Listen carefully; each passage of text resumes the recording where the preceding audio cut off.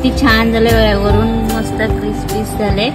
आजची रेसिपी आहे पोहे कटलेट। त्यासाठी पोहे मी धुवून घेतलेत, 1/2 किलो पोहे आहेत आणि त्याच्यासाठी 3 बटाटे घेतले उकडून आणि कोथिंबीर, गाजर, बीट, शिमला मिरची, कांदा, पनीर घेतलंय कुस्करून आणि चाट मसाला लागणार आहे आपल्याला, लाल तिखट लागणार आहे, हळद लागणार आहे, मीठ चवीपुरत आणि जिरं। आता हे सर्व मी मिक्स करून दाखवते तुम्हाला।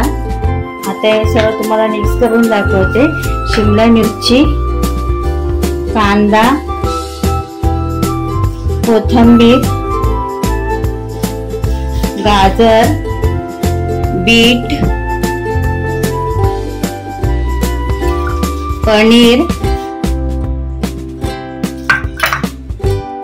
बटाटा ते कुस्करून घेते,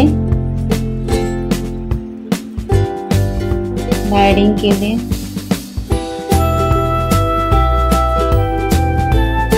आता मी मसाले टाकते, हळद, लाल तिखट,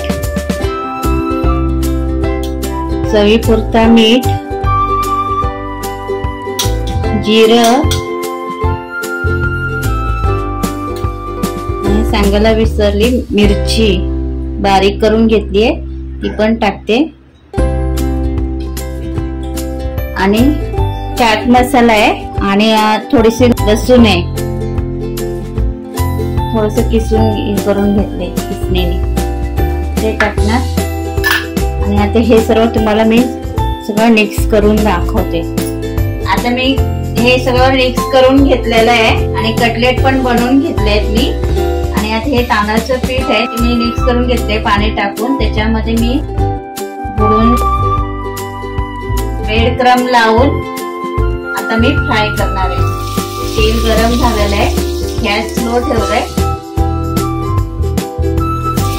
त्याने कुरकुरीतपणा येईल, क्रिस्पी होईल।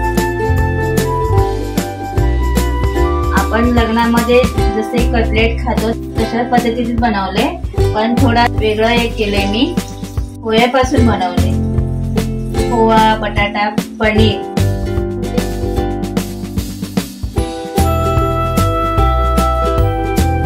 सर्व मी फ्राय करते, नंतर तुम्हाला मी दाखवते। आता मी हे सर्व परतून घेतले, एक साइड झालेली आहे, कलर पण छान आलाय बघा। आता हे झाल्यावरती मी तुम्हाला मग दाखवते।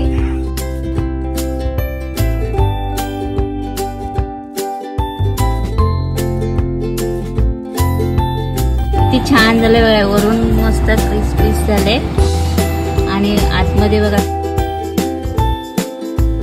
मस्त शिजलेत आणि कलरफुल।